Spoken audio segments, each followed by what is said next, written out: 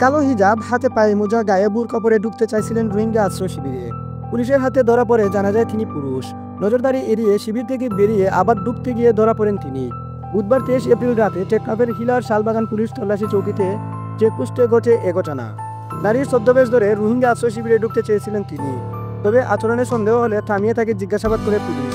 এক পর্যায়ে বুরকা খুলতেই আসল পরিচয় সামনে আসে। অভিযুক্ত রশিদ আহমদ কক্সবাজারের টেকনাফের হিলার 26 নম্বর রোহিঙ্গা আশ্রয় শিবিরের ফরিদ আহমেদের ছেলে। পুলিশ জানায়, ওই রোহিঙ্গা যুবক আশ্রয় শিবির থেকে বের হয়ে কোনো অপরাধমূলক কর্মকাণ্ড করেছেন বলে ধারণা করা হচ্ছে।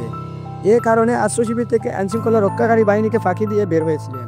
আবার ছদ্মবেশে ধারণ করে আশ্রয় শিবিরে যাওয়ার চেষ্টা করেন। টেকনাফ মডেল থানার ভারপ্রাপ্ত কর্মকর্তা ওসি মোহাম্মদ গিয়াসউদ্দিন বলেন, বুরকা পরে এক যুবক হেঁটে তল্লাশি চৌকি পার হচ্ছিল। তার গতিবিধি দেখে সন্দেহ হলে জিজ্ঞাসাবাদ করা হয়। সে কোনো কথা ঠিকঠাক মতো উত্তর দিতে পারেনি। পরে তাকে আটক করা হয়।